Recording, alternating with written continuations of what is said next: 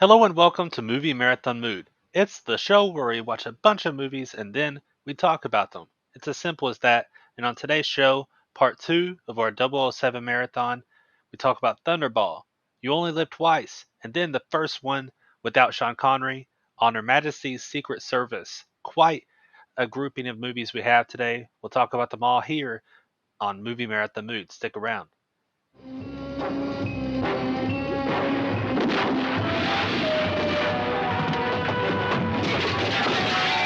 James Bond is in operation. And what an operator he is in Ian Fleming's Thunderball. Have you seen everything you came to see? Hey, I'm Jesse Gilstrap, joined once again by my friend Drew Cordell. Drew, how's it going, man? I'm great, Jesse. How about yourself, my friend? Ready to get going here with the next three movies. Uh, now we're on the other side here, having watched three very interesting movies. Obviously, when we did the first three Bond movies, three very good classic entries, and these a little more divided in terms of their quality, in terms of general opinion of them. And I think we both talked about being in the same camp in terms of hadn't seen these movies in a long time and maybe not even hadn't seen them all that much. I know I hadn't seen these nearly as much as I had the first three and some of the other Bond movies. Yeah, I definitely was in that camp with Thunderball and On Her Majesty's Secret Service. I had seen You Only Live Twice a little bit more than these two, but still I hadn't seen it that much. So yeah, this was a big refresher on all three of them for me. Well, on top of that, like this is such a weird period for James Bond movies. And we'll start with Thunderball because it, it's I mentioned in our last episode how it's the biggest Bond movie of all the Bond movies. When you adjust for inflation, it is. And this is probably the height of the Right. pop culture influence. And obviously, Bond has continued to be a really big thing um, throughout its run. It's never not been big, and sometimes maybe bigger than others, but it's always been a big thing. Like if you look at the worldwide box office charts today, not adjusted for inflation, Daniel Craig movies are all on them. All of those films are still making huge Right. bank. But one of the things about Thunderball is not only did it make huge money, and riding part of that at least off of the success of Goldfinger, but because of the rising success in each movie, Thunderball cost more than all of the previous three movies combined, which is just absurd. But you can Right. see it. You can see it all on the screen, and that's part of why I don't like it. I don't care for Thunderball very much. I know I tweeted at you um, that I called a movie now Thunderball because it just seems to fit. But like it is just that's the very first thing I wanted to say about it is it's just way too big for its britches, so to speak, to use some southern lingo. It's just very little of James Bond himself. Right. You have uh, less Sean Connery than you might think throughout the movie because the movie is just so busy with huge underwater effects, lots of underwater shots, which is where a lot of the budget went for sure. But just also to jumping from character to character, all these, the From Russia with Love theme with Spectre villains just getting knocked out. You think you're going to follow one and that one's dead, and so on and so forth. It just kind of a perpetual motion thing, except, and unlike From Russia with Love, you don't care about any of them. They're all boring. Right. uh, and it's And it's also worth mentioning too. It's the return of the director of the first movies, except for like Goldfinger was directed by Guy Hamilton, and now we're back to Terrence Young. So it's the same hands, but I think it's obvious that it's also studio hands and Yes. just them wanting to milk Bond for all it's worth and push it in the way that they thought it should be pushed. Like, what do people like about James Bond? Oh, I know they like the you know absurd edges of the story, and they pushed that part of it. They pushed the spectacle and gadgets and that aspect of it instead of digging deeper in the spy thriller idea, which is part of what we talked about in the first three. Part of what makes some of those movies so good is feeling like uh, just down to earth action thrillers, feeling like something that's akin to Alfred Hitchcock. But I don't know. What are your feelings? I'm very lined up with you in that respect. I was going to bring that up about Terrence Young. Um, it feels like kind of, and it could be studio intervention, but it feels like he's out of his depth a little bit because So to speak, yeah. yeah, he's presented with not much to work with as far as tension, and so the a lot of the scenes fall way flat. It's like the most notable one I can think of that was just kind of comically bad is when um, Bond is at the spa and he's about to he's on that massage rack going to get stretched out, and the way it could have been done, it could have been a tense scene, but someone just comes in, flips the switch, and the camera moves are atrocious, going back and forth, and it's just hilarious. And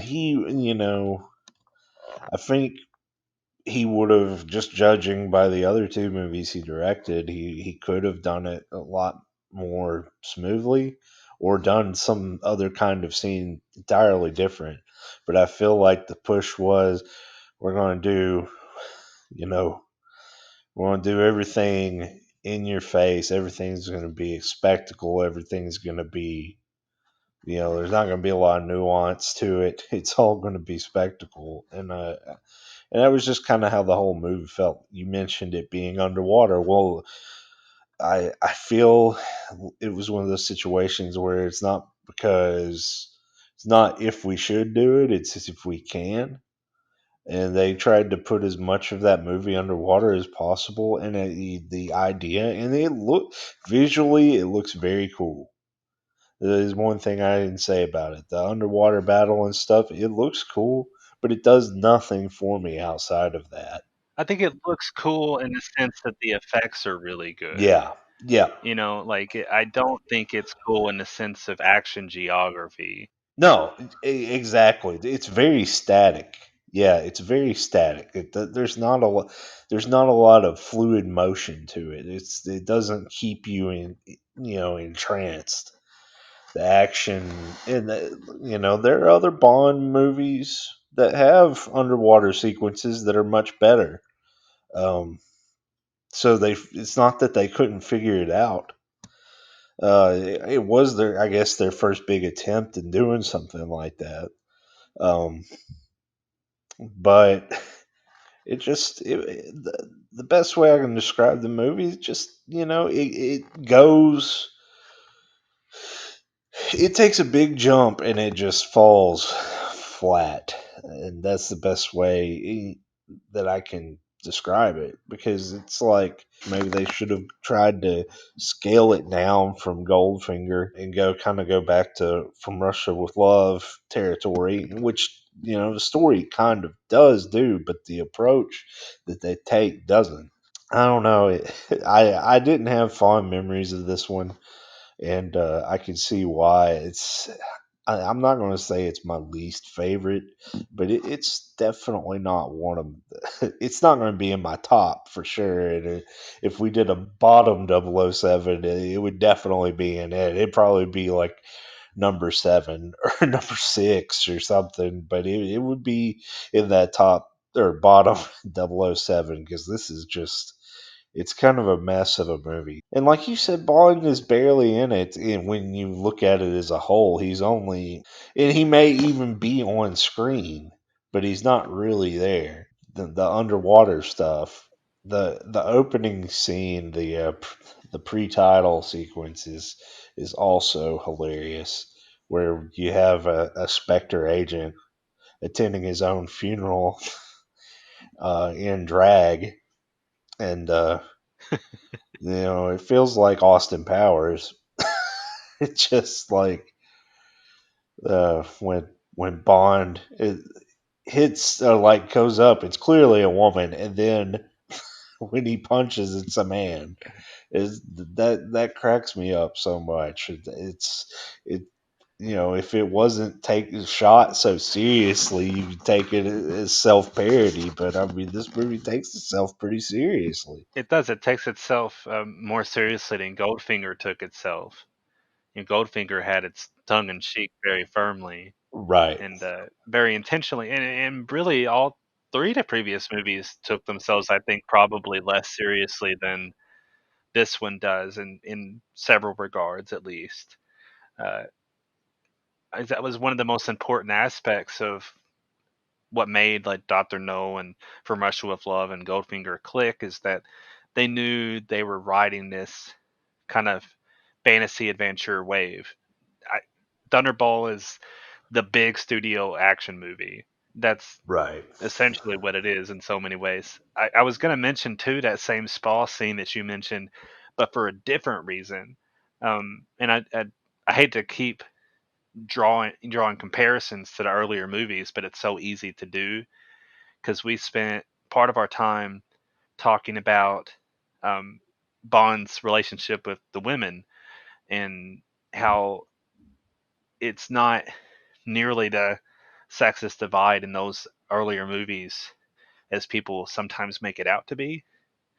That the female characters have more agency than you might seem. But then in Thunderball, you're at this fall, and whenever that same thing happens on a stretching machine, he's attacked by somebody, and then the spa worker comes up and says, "Oh, please don't tell anybody." And he says, "I know how to make you,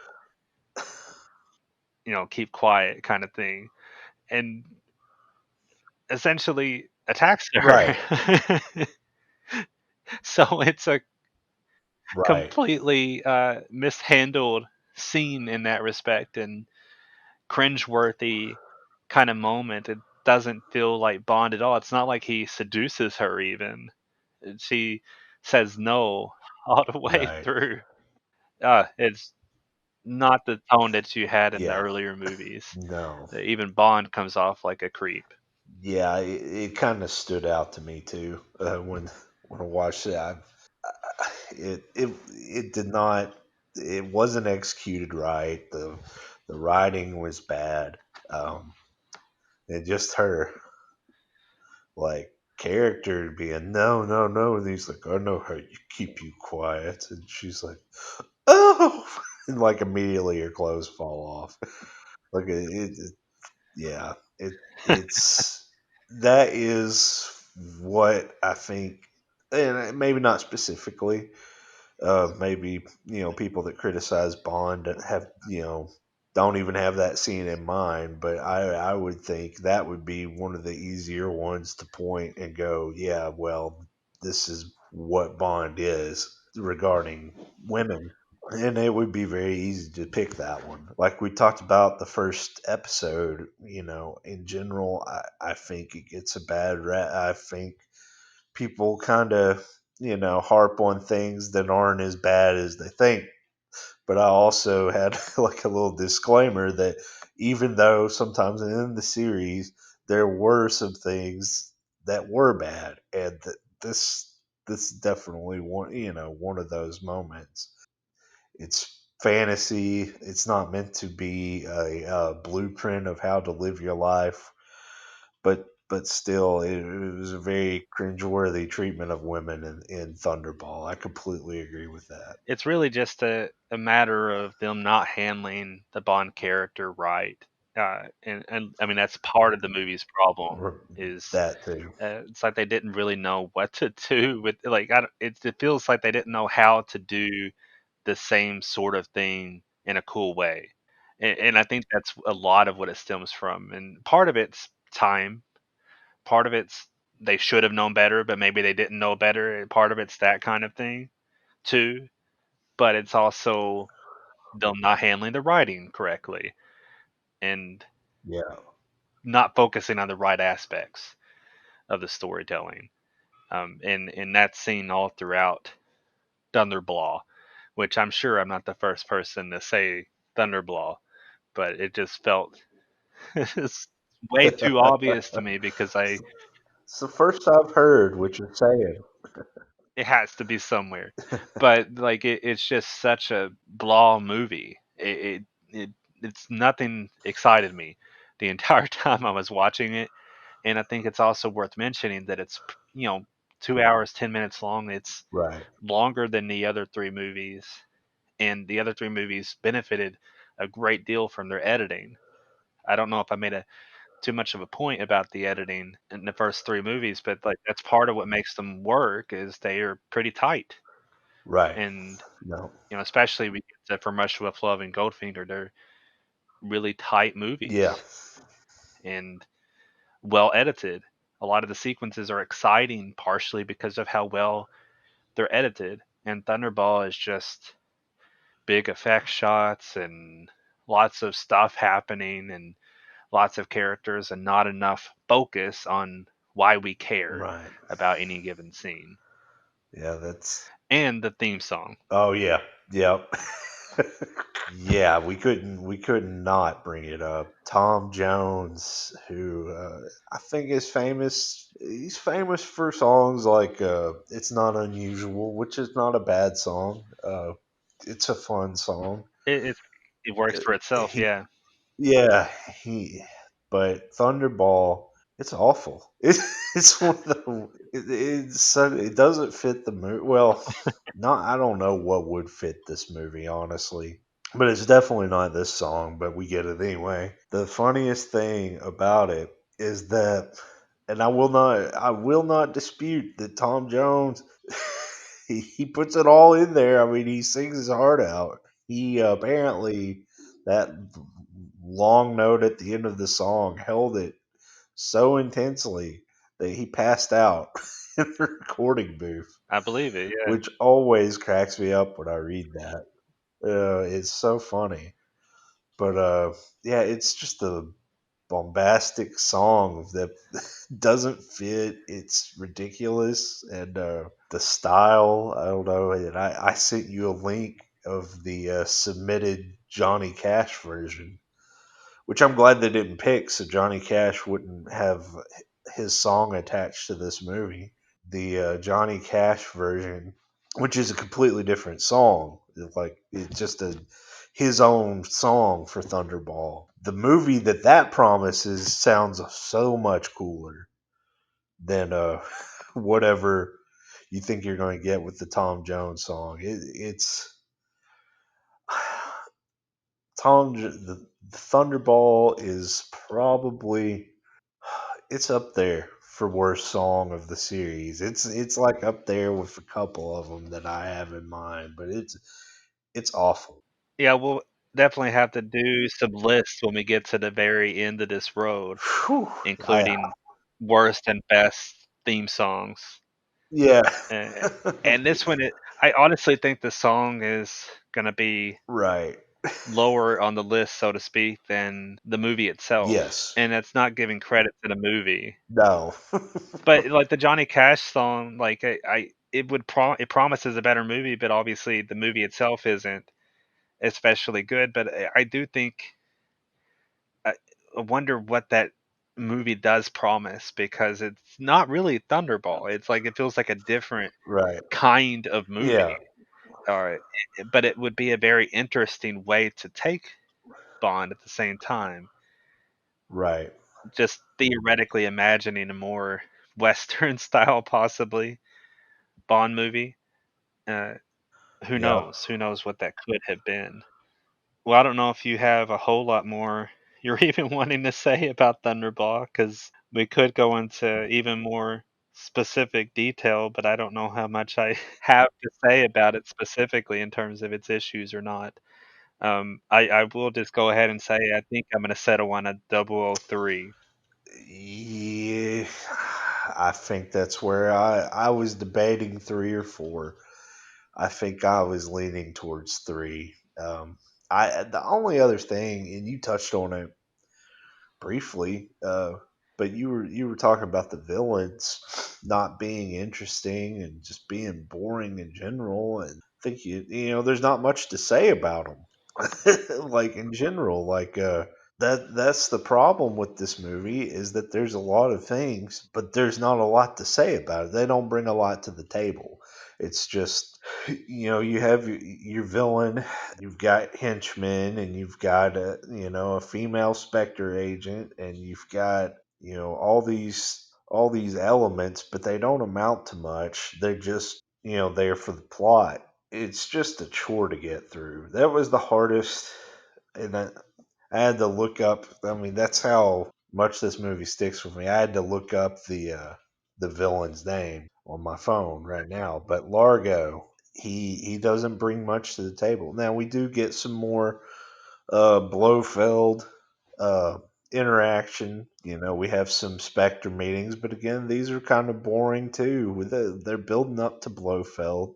In fact, spoiler alert, but we're going to talk about him next movie. He's never played by the same actor, like many characters in these movies, and that's about to be undone, or not undone, but done differently with the current stretch of Bond with Blofeld. But in the classic series, he is never played by the same actor. And if you're trying to watch these as a series, yeah, it's a little bit distracting, especially the actors that they got being so distinctive.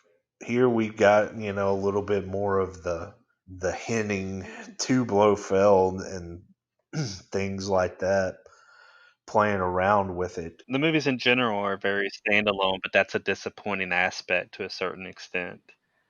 Well, it reminds me a little bit of Iron Man 2 in the sense of bringing in the idea of a larger world and to a certain degree, like playing with the Spectre more and playing with the idea of other agents and lots of other villains here and there. But both of those movies are very blah to me. Like they're just too much going on, uh, too much insistence upon itself, and not enough of a concrete story that we're just being told right now. I also want to just laugh again at Largo, just reminding me of that being the name of the villain, Right. Largo. That's good. Right after Auric Goldfinger, Yes.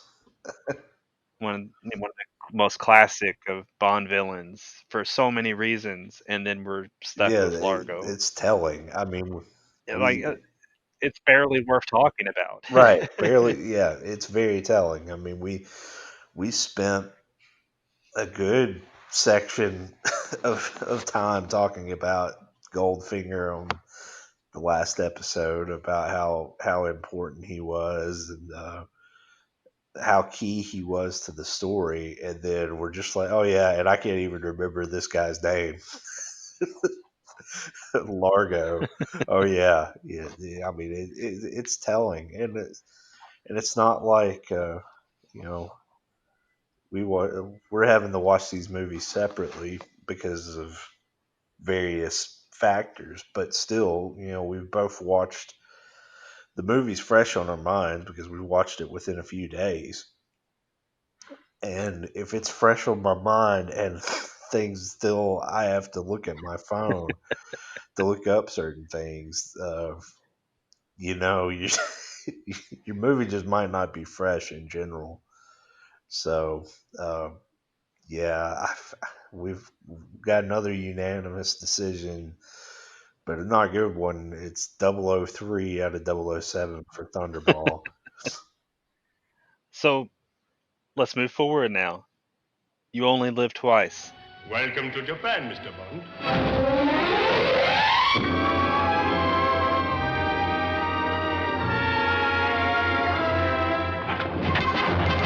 He's bigger than life, facing 1,000 deaths.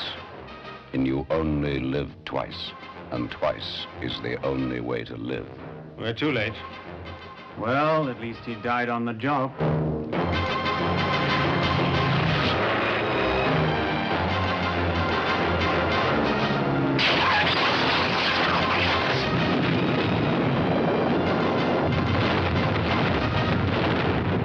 Bond is dead. Bond is alive. Kill Bond! What's worth again iterating uh, is Thunderball was really huge, financial success. So the inevitable happened, which is that you only live twice, costs even more. And this, I want you to ride with me here for a little bit because this is what crossed my mind as a comparison of sorts, um, in a different way. But Star Wars was a huge success story, and everybody wanted to make their own Star Wars. So Warner Brothers, one of the biggest studios out there, what did they do? They said, "What characters do we have?" And they, of course, have Superman. Well, that's one of the biggest characters in the history of pop culture. Well, of course, you got to make a Superman movie. That'll beat that Star Wars and make that Star Wars money. And they did everything. They got Richard Donner as a director, and they got Mario Puzo to write it, and they got Marlon Brando to be one of the actors in the movie.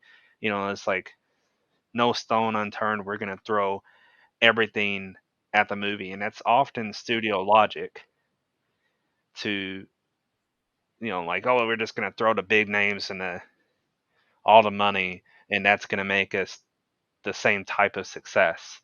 And it's not to say that you shouldn't get big names or that you shouldn't get people that have had successes to make other things, but that's not exactly how you formula a huge success story.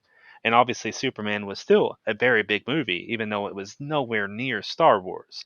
It was still the biggest movie of that year, but it wasn't Star Wars. And No, I'm sure the studio was upset at themselves a little bit. Just thinking, how come we didn't make Star Wars money? Even though they still had a huge movie. And it's just frustrating for so many reasons, the logic that they had behind it. So we look at You Only Live Twice, right? And they got a new director, and they got Lewis Gilbert, who had just been nominated for an Oscar to make Alfie, which is already a weird choice in a certain manner of speaking. Uh, to like, oh, I know who we should get. The guy who directed Alfie and got nominated for an Oscar. It's like, what? Why was that your choice? Necessarily, just in and of itself, why would that be your choice? And they're like, well, but Oscar and big success story. And it's like, yeah, but okay, sure. right. And then they got to write it, and I'm not 100% sure how to pronounce his name, but Roald Dahl, the author of Charlie and the Chocolate Factory, to be a writer, and that's another kind of bizarre choice to write Right. it, Yeah. and again a bigger budget, an even bigger budget than Thunderball, which was a repetitious but bigger budget than all the first three movies budgets combined, and You Only Live Twice, even bigger budget. So all that being said, it's kind of like, are you guys kidding me? Why is this the direction you're heading?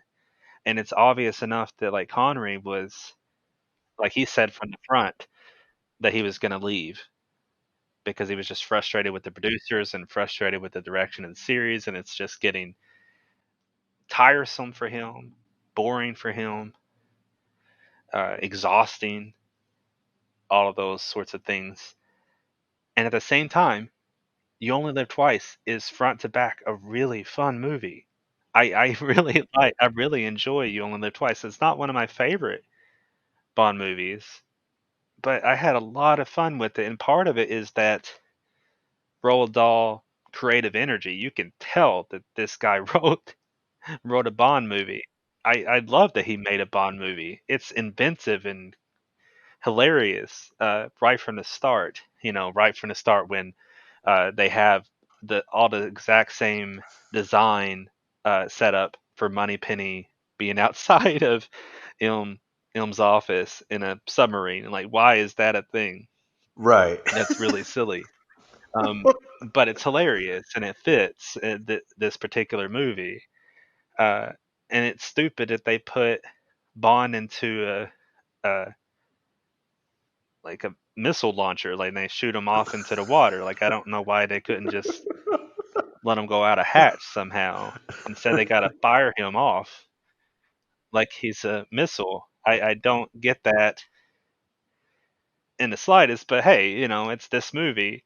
But this movie has that sort of insanity, and they have a volcano layer, and they have ninjas, and like, ha, this they go to Japan, and it has that sort of exotic flair, and it just has constant invention, and I think it's just a joy to watch. That's my overarching thoughts on the movie.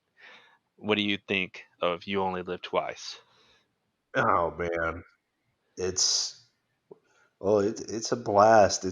Yeah, I had fond memories of this one. It I have a friend who this is one of his favorite. Like this is like his favorite Connery movie out of the bunch. And there's a charm to it. And like you said, part of it's the script, Roald Dahl, something crazy. It gives it the energy. And like we were talking about Thunderball taking itself too seriously, this one throws that out the window. Not saying that there isn't a level of seriousness to it, but it is definitely having more fun with itself than Thunderball did, and and that helps it. It could have been if you imagine the same story just being taken seriously, it would have been maybe the worst Bond movie. But because it was, done with a sense of fun, it's great. Or maybe not great, but it's just really entertaining.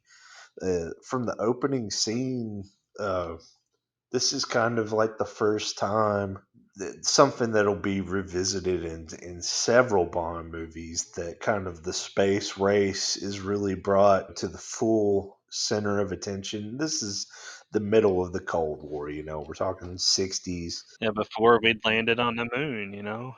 Yeah, yeah. So we open up with this the kind of the spaceship swallowing up satellites and cutting a astronaut loose. We have the Russians blaming the Americans blaming the Russians. You know, all this tension, and then you have the opening sequence, or the Bond seemingly getting shot and killed again. I don't even really know why that happened, but it made for a great opening where Bond fakes his death, you know, to really put him undercover on this mission, which he's not undercover at all. No, It's it's funny. a lot of it doesn't really make sense if you break it down. Yeah. Right. But the we go from one of the worst Bond songs to one of the better ones. Nancy Sinatra, Yes. "You Only Live Twice." It's a classic song. It's a great tune. Robbie Williams, British pop star, a really popular song in the late '90s called "Millennium" that sampled the tune from that, and he had a music video where he was like in a Bond tuxedo, and I just remember it vividly at the time. But that was a it was a great song, and like you said, we for some reason Bond gets launched out of a ship like a torpedo into the submarine that is set up just like the office in London, and just you know going detail by detail. There're just so many crazy things in this movie. Like you said, there's ninjas. There's a whole plot line where Bond becomes Japanese, and all they do is give him a mop top and like some really thick eyebrows, and he's like in a spa with like 10 Japanese women. Uh, it's just ridiculous. It's so goofy, but it's so much fun. I love the astronauts being, held hostage, and I don't know what the plan was for having these astronauts, but like it doesn't matter. Um, No, like just having even just the tension, like the global tension between governments, which obviously makes sense because of the space race. It doesn't really make sense because of this movie. right, If you're just thinking, why would them taking these astronauts and taking these ships make everybody want to have World War III? right, That doesn't really make sense as a plot thread, as an evil plan, but or as part of an evil plan, but it's happening, and that's what part of what Bond is trying to stop is theoretical war between everybody. The movie is gloriously silly. and we get our first glimpse of Blofeld. Yes, Donald Pleasance is a fantastic, fantastic Blofeld, and a big presence in the movie. I really like the way he's presented here, and obviously it's the most Doctor Evil uh, Yes. version of the character, but in a terrific way. Right, Like it's right. I I love it. In I could what I wish is that we're talking about continuity and Blofeld being represented by different actors every movie until here recently. Um, until here recently with the Daniel Craig movies.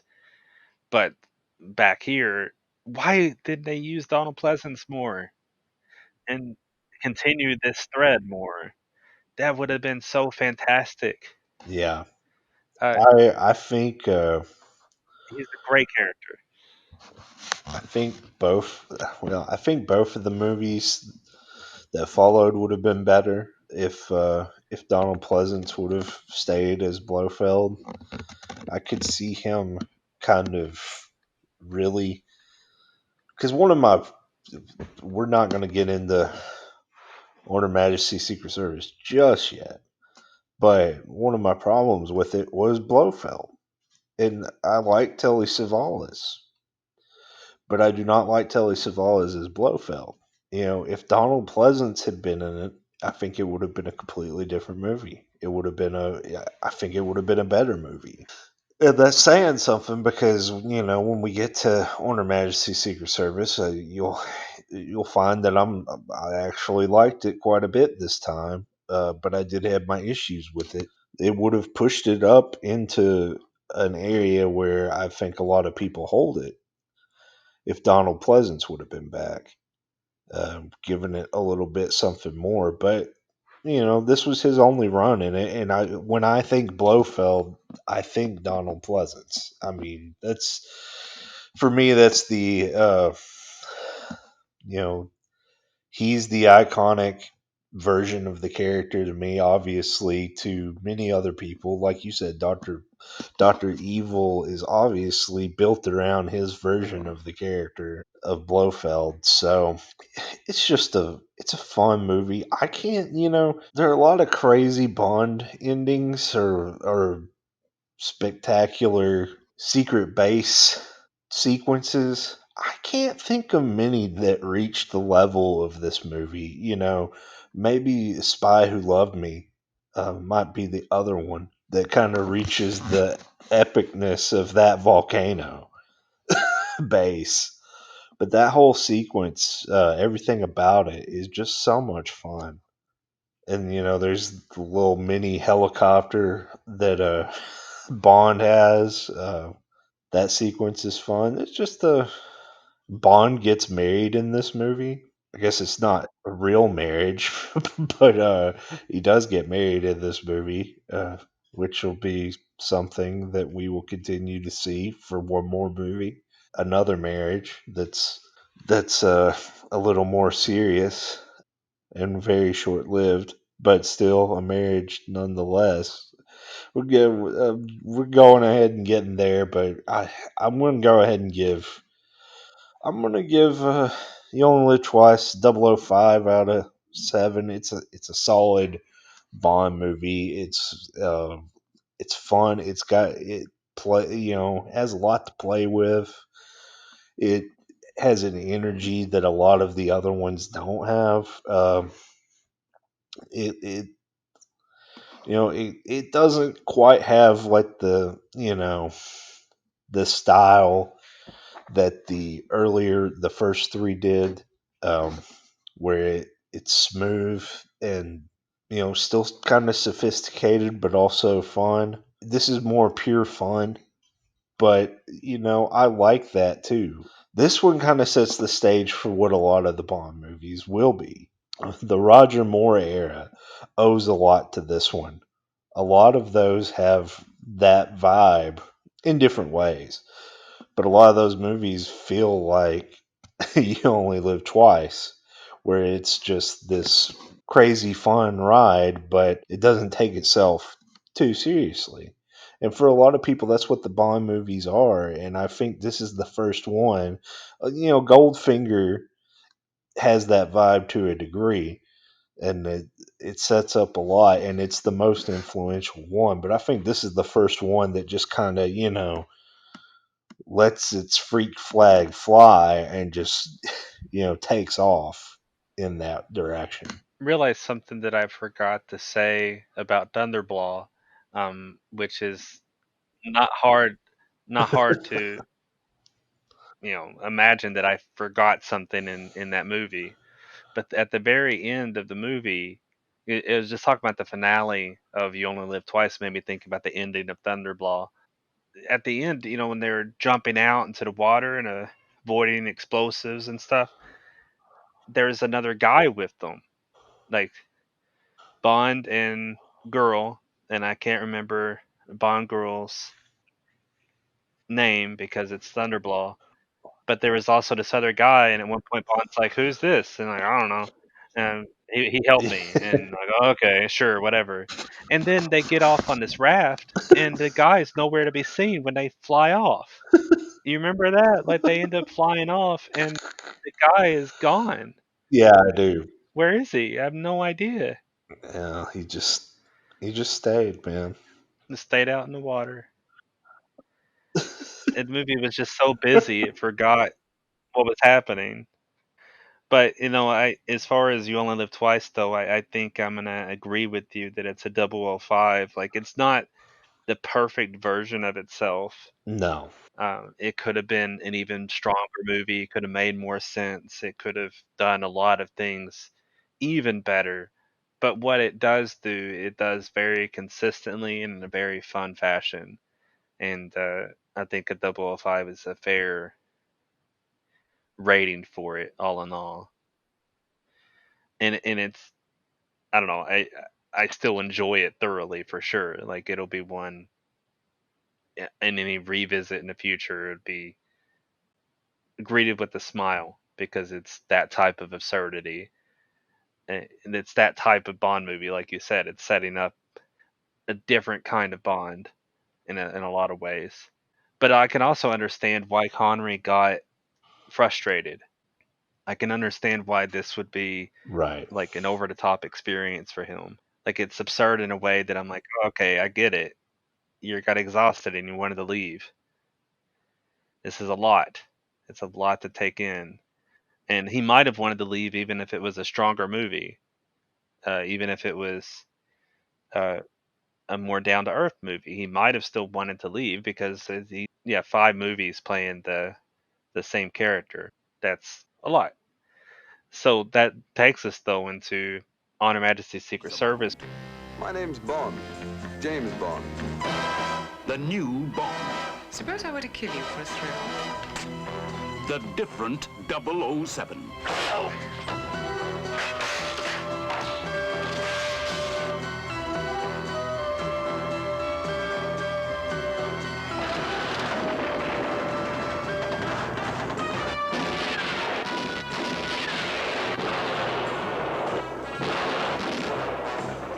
George Lazenby.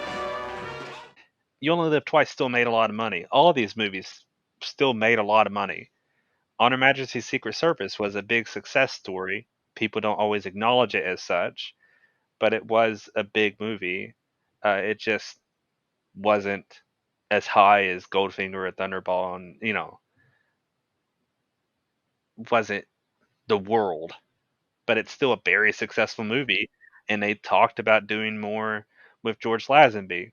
But before they even got Lazenby, they talked about getting the star of The Saint, some guy named Roger Moore, and he got busy doing another series of The Saint, so they ended up getting this model hippie guy named George Lazenby, and uh, the budget drops from where it was on You Only Live Twice because again, the movie didn't continue to make more money. They thought, oh, we're going to spend more money and make more money, but that's dumb, and that's not what happened. So they dropped it back down to earth. And one of the other things that I think is fascinating about On Her Majesty's Secret Service is the director that they got had been an editor on the series in the beginning, Peter Hunt, and Right. which is cool, Yeah. but it's also like an interesting direction. So much about On Her Majesty's Secret Service is interesting, uh, especially the fact that I'll just say this too: the fact that it was directed by an editor is hard for me to fathom because one of my problems with the movie is the editing. So I'm like, how is this directed by an editor? It is Right. so choppy in places, and there are some gorgeous shots. It's probably the best shot Bond movie that we've seen to this Yes. point, and it's really great to look at, and it gets, in my opinion, is chopped up too much. I'm like, why didn't you set on that shot a little longer? And but Yeah. that also speaks to the movie in general, which is to say that it does so much right and has so many great ideas, and ultimately I really like the movie. I like the movie the best of overall of all the 3 movies we've watched for this episode, and yet it's frustrating to a certain degree because it doesn't do enough with all of those elements. It's like, holy cow, now what are we doing now? Oh, we're doing this, and oh, now we're feeling this emotion, and we're having this tone, and oh crap, what's happening? And I think it could have benefited from even more development in certain areas Right. because the strengths of the movie are really strong, and part of that I think is the fact that you have so many newbies, Yeah. and I'm not I like it in a certain way, like they should get the chance to do something, but you also get the fact that they're relative newbies at taking on these particular roles. So you end up with something that feels, a little less refined, but it has this ambition that's really terrific. And Connery himself said he wishes he'd made this movie. That Yeah. he wishes that the movies, obviously the big overblown movies that he had just done, he wishes it was more like On Her Majesty's Secret Service, um, which makes sense, of course. Uh, that's what he is more kin to, was the more down to earth kind of storyline, but still with big action Right. Very and big. some terrific set pieces, some really great action. Uh, this is where you're really starting to step into the territory of actually seeing Bond action in true play. And Yeah. I've enjoyed the action in quite a few of the previous movies, but here you're actually starting to see the stunt work go to a new place. Yes. And I think that's part of what makes the movie really terrific too, because Bond is known for its stunt work, and you always get the best stunts in a Bond movie, and that's part of what makes this movie so exciting too. Is the stunts are terrific. There's so much that's great about it. I mean, how come it feels weird that it took to the sixth movie for them to get Bond surrounded by a whole bunch of women and obviously like assigning different times of the night to different women. Right. Uh, that's a that's an obvious pull, and and in so many ways, it feels like Lazenby is playing a younger Bond, not just because he was actually younger than Connery, but it feels like, oh, this is early Bond in some ways. I don't know. It's just got so many different things going on. There's so much to kind of siphon through when thinking about On Her Majesty's Secret Service and talking about it. I really enjoy it a lot, but I'm also, again, frustrated at what it could have been and what it's not. And I think, again, part of that is like Lazenby is a newbie who is not really an actor either. But that's not to say he's bad. I don't think he's bad as Bond. I just don't think he's excellent or really good. Like he's not an actor, Right. but what he does is pretty good. Yeah. And uh, I'm just he also didn't know how to navigate the Hollywood world, which is part of why he lost the role, is because he didn't know how to talk the part, and he talked a lot, and he talked about like I don't think he meant anything bad. He was saying things like he thought that Bond was old fashioned and was going to be taken over by movies like The Graduate, which was a huge success. Graduate was an unbelievably huge movie in a way that's hard to imagine today.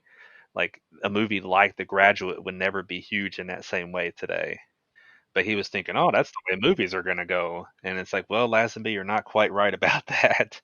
Um, that's not, movies are definitely going to continue to be action and adventure driven, but he he was definitely the hippie model kind of person, and you can feel that naivete kind of riding through the movie a little bit.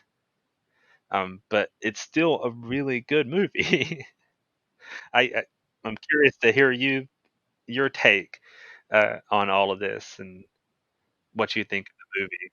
I agree with most of what you said. Another thing I want to point out that you've touched on, I think a lot of things are done as far as like technical aspects. I feel like a lot of things are done better in this than almost all the movies. It's shot better. The score is I would argue it's the best score of the whole entire Bond series, or one of the best.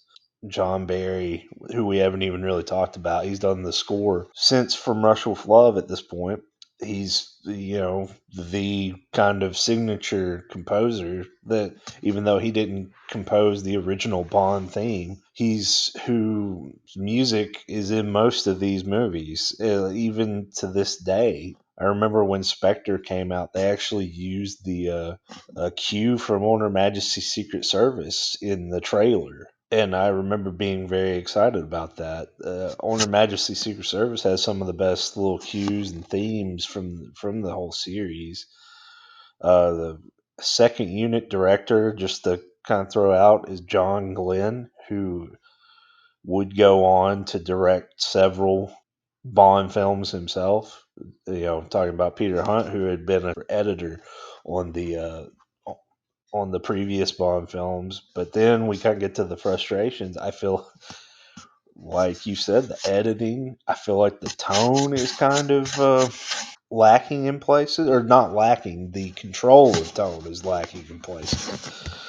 The kind of movie this wants to be, it, as a kind of throwback to the early Bonds. It works in a lot of places, and then other places not. As a big action Bond, the big sequences are great, but the the tone of that gets thrown around a lot. And I agree that Lazenby does good here.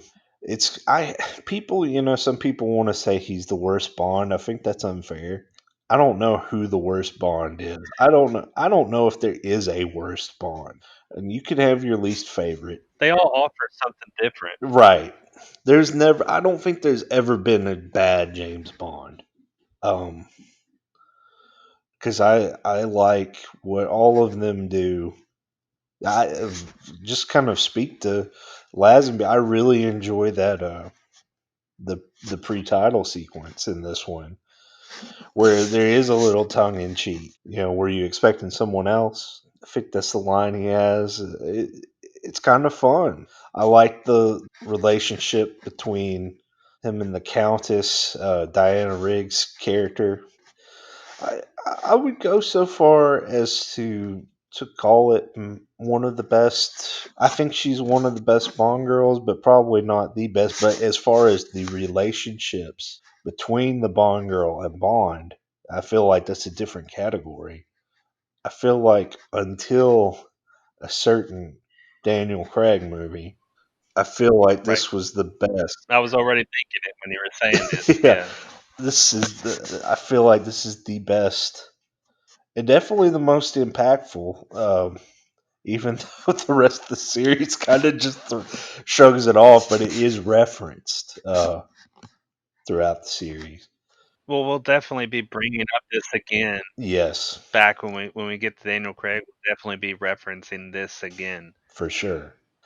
There's a lot I love about it, and like you said, it has so much going for it. The sequences, all the Switzerland stuff.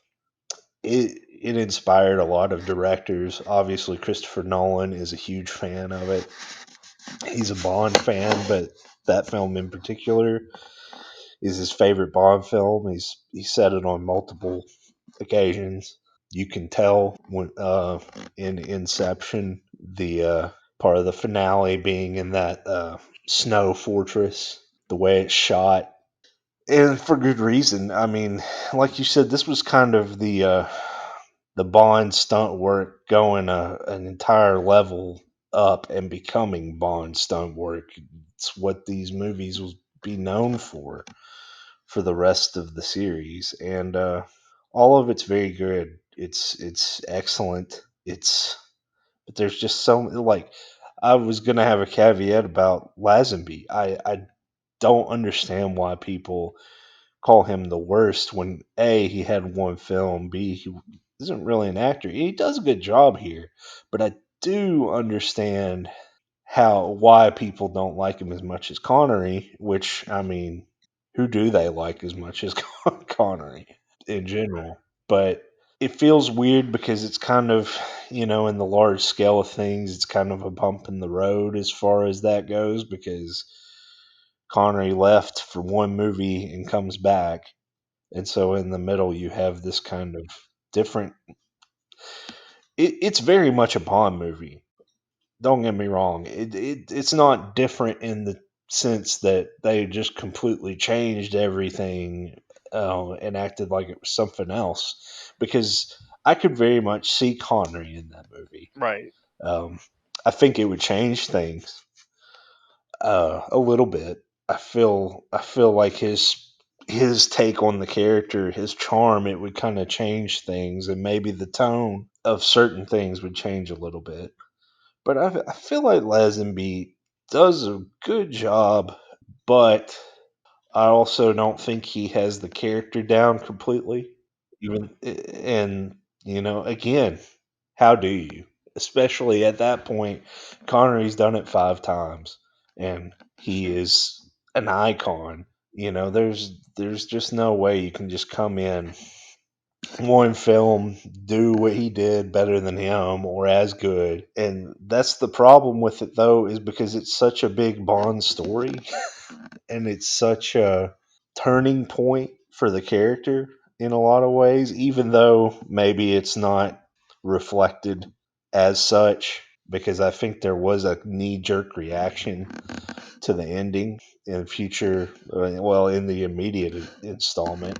It has a bit of a downer ending, which most Bond movies do not have. She is killed by Blofeld right after their wedding, which is, again, shocking, again, frustrating because I think the way it's handled in the movie is so abrupt, and which it needs to be, but there's a difference between something being shocking and abrupt and something just almost feeling tacked on, and I feel like there's a line that's riding there. I feel like it's undeveloped. I think that's really the key. It's undeveloped. Yeah, right. That's kind of, I'm really fighting with this rating because I feel like for its strengths, I have to give it a 006 out of 7 because it does have so much going for it. It really does. And I meant to mention Telly Savalas again, great actor.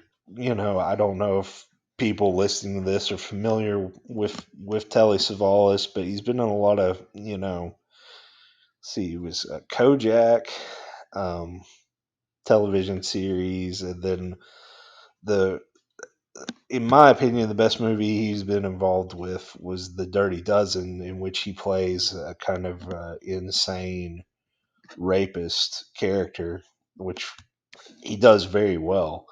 But it's kind of hard for me to see him as Blofeld, even though he does a good job.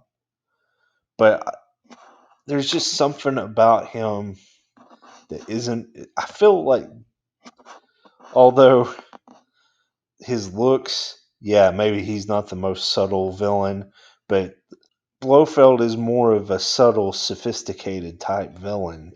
Telly Savalas, I don't know if that's who I would go with for that. But again, he does a good job, but I just kept thinking, especially right after You Only Live Twice, what if Donald Pleasance had been in this? And what if Connery had been in this? It would be the best Bond film by far, or of the Connery era. If other things were also adjusted, but it would have that potential. I can say a lot of people consider this to be the best Bond movie. I mean, there's plenty that don't like it.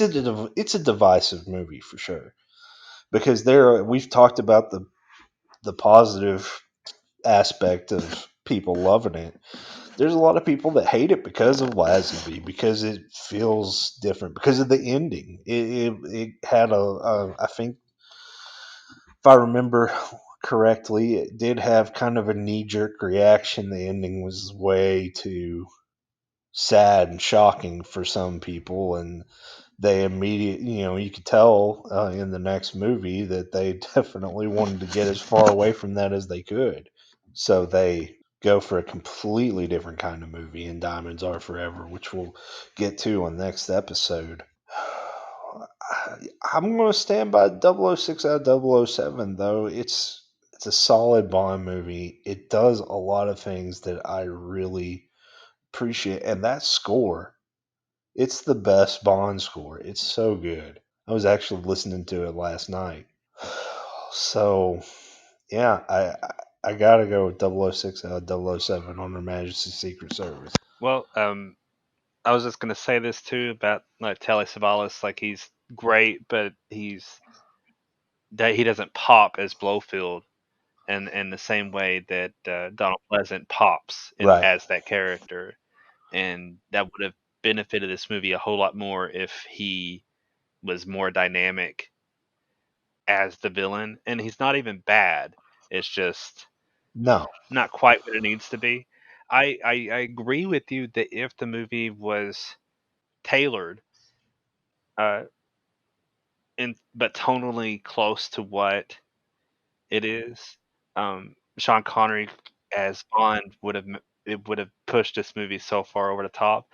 At the same time, I think it's worth pointing out that uh, like Lazenby with all of those women, the vibe that he has when he's like undercover and stuff, I don't think that would work with Connery in the same way, and it's really good. You're right. That sequence is really well done with Lazenby.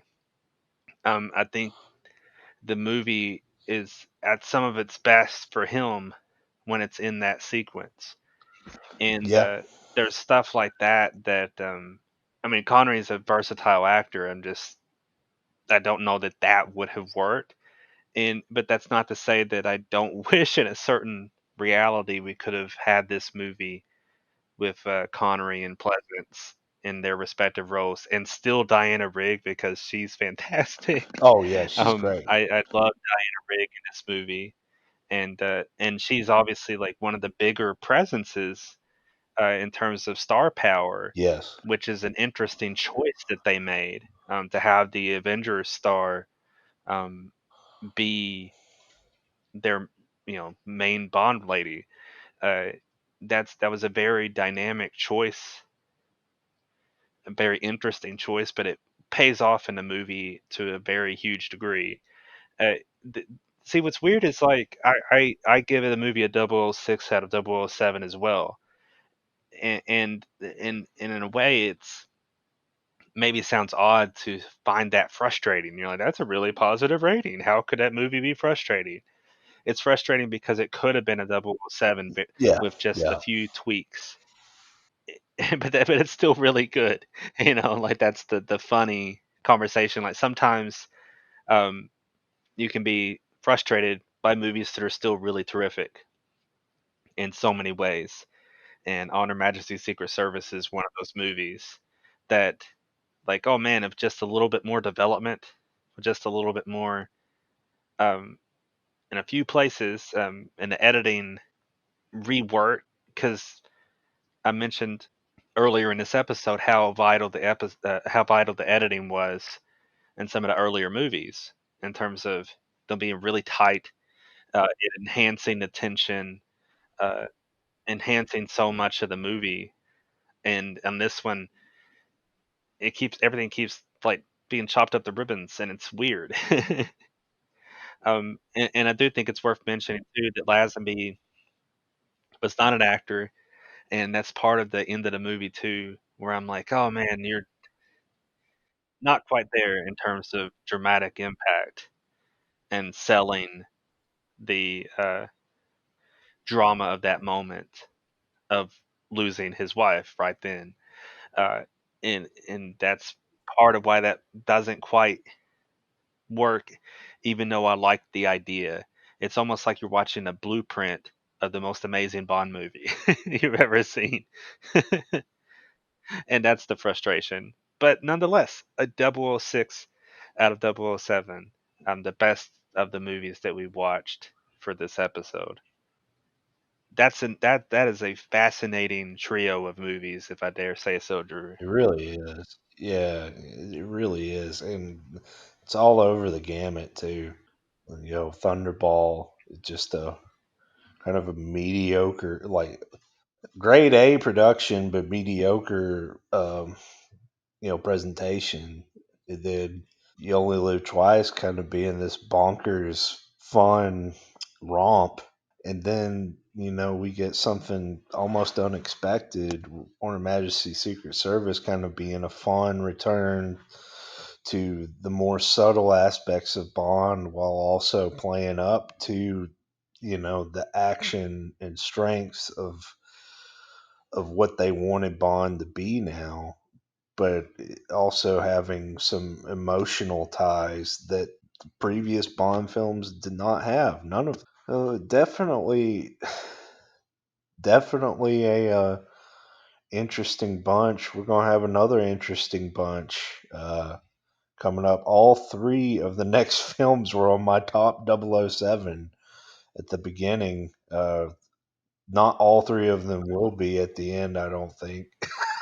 Well, I think where a lot of our discussion could change in subtle little ways by the time we get to the end. Right, really could. But we do have a Guy Hamilton triple feature though ahead of us, Yes, which is another interesting fact. The fact that they were all directed by the same guy, the guy that made Goldfinger, like right. the template Bond.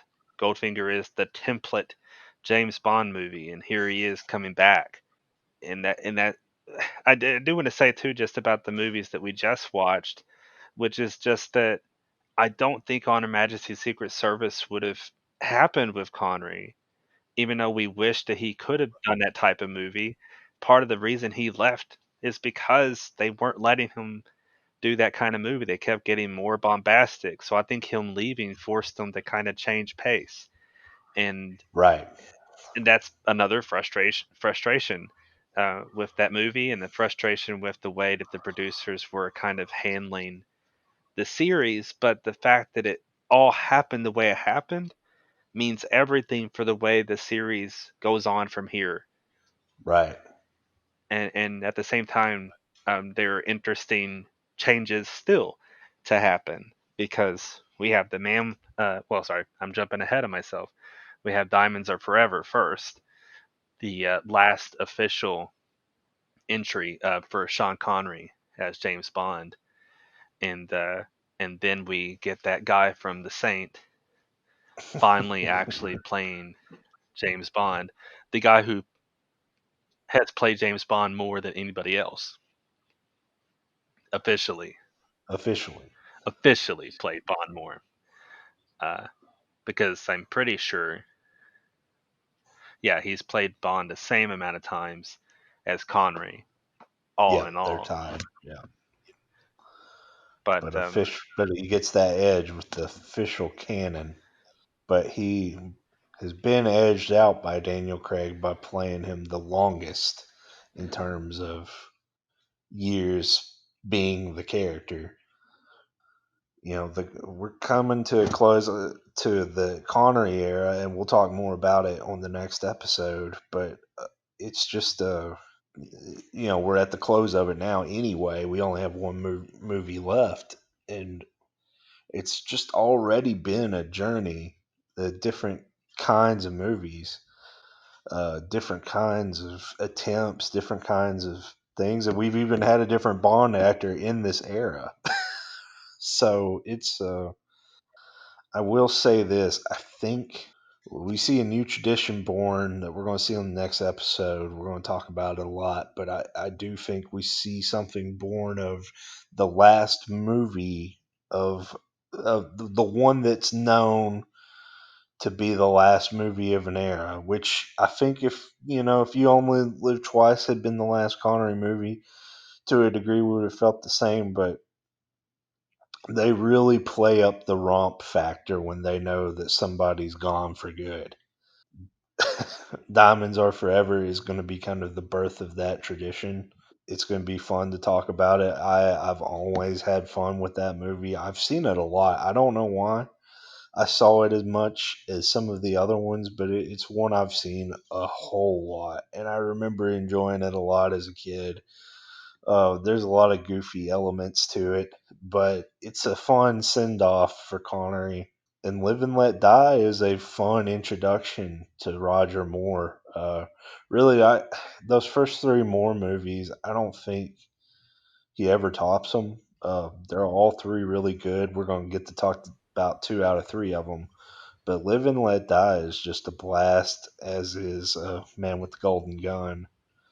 So I'm really looking forward to this next batch. I have to say that you and I have a different relationship with Diamonds Are Forever. I'm looking forward to watching it because I have not seen it in a long time. I have not seen it all that many times at all.